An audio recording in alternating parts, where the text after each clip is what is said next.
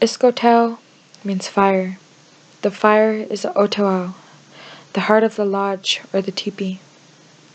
Without fire, traditional indigenous people would not have survived, and because of this, the fire is seen as life. The keeper of the lodge fire is a squaw, or woman, and a squawak are the givers of life. Squawak are the heart and strength of the nations.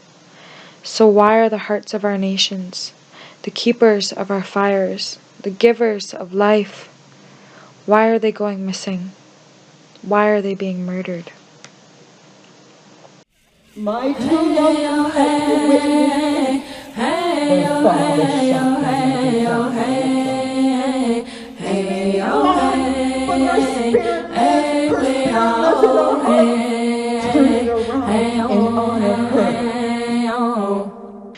We have to question why Indigenous women are 3 times more likely to experience domestic violence than non-Indigenous women, and 3 times more likely than non-Indigenous women to be killed by someone they know. In Indigenous culture, women are sacred, and it has always been a responsibility to protect them, to protect the women and the children, the future of the nations. The cycle of violence is not Indigenous culture, but rather comes from systemic issues which have stemmed through colonial policies in our country. Today, we want to tell you a story. A tragic story that Indigenous women face every single day. That families face when their mother, sister, aunt, or daughter goes missing, when they unwillingly pass on to the afterlife. Today, we tell a story about missing and murdered Indigenous women and girls. A story that needs to be heard.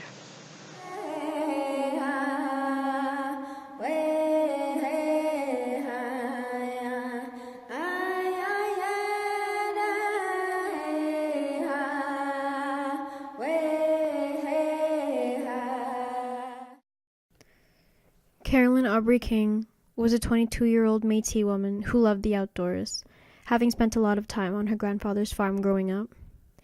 On September 1st, 1997, her decomposed body was found in a field in Sherwood Park, roughly 25 kilometers from Edmonton, Alberta. Today, CARE, a police task force in Alberta that deals with cases involving vulnerable women, continues to investigate.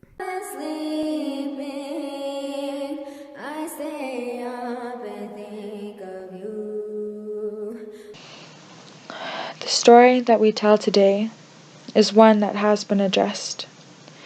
It was addressed by the Truth and Reconciliation Commission of Canada in their calls to action.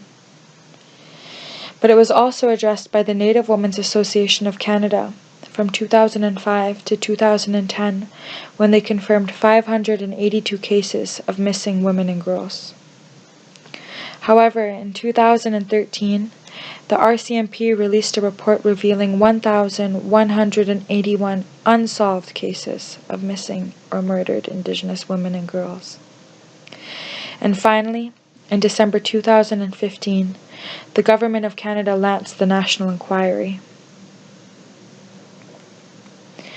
While this information appears to address the contemporary reality of Indigenous women and girls being at an increased risk to go missing or to be murdered, it does not address the lived reality. It does not address the contemporary societal issue that contributes to this reality. These women are more than numbers. They are more than a database that still doesn't exist. To this day, Indigenous women are still missing. To this day, Indigenous women are still being murdered. To this day, Indigenous women's lives are being devalued through structural violence and structural discrimination, while incongruent factual information is provided from the RCMP. These women, these sisters, these mothers, aunts, daughters, granddaughters, and grandmothers, these sacred life givers, are more than a statistic.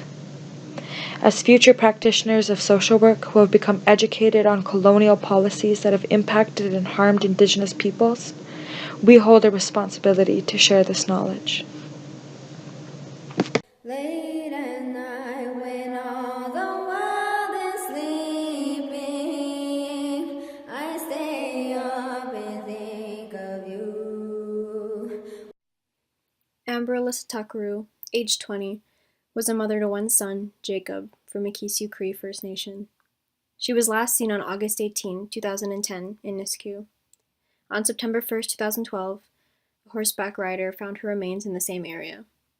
In 2012, the police released a recording of a phone conversation Amber had had with an identified male, hoping it would help identify the man.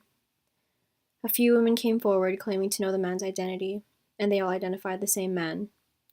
RCMP say they have looked into him, but he is not a person of interest.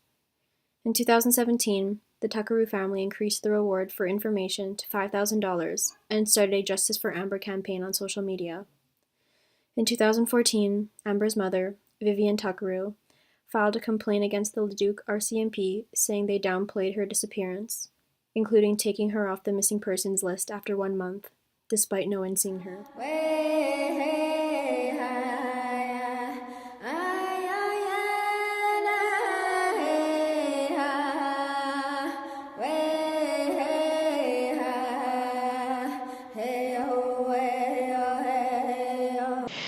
The contemporary issue of gendered violence against Indigenous women is linked to a long history of colonial violence directed against Indigenous nations, but strongly felt by Indigenous women.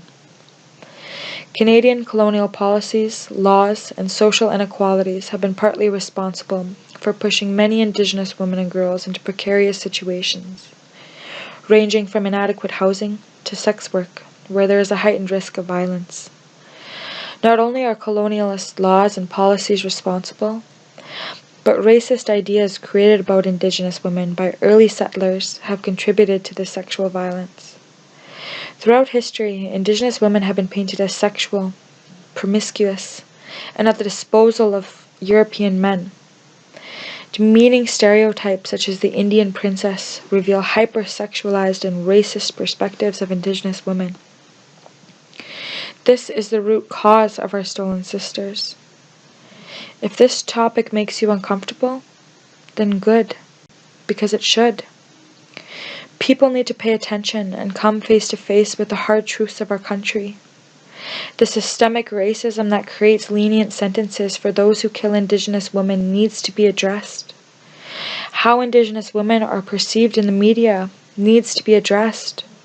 Our own learned stereotyping needs to be addressed so that we can realize the structural issues that exist and challenge them so that we can protect our sisters, so that we can protect our Esqueo, our sacred life givers.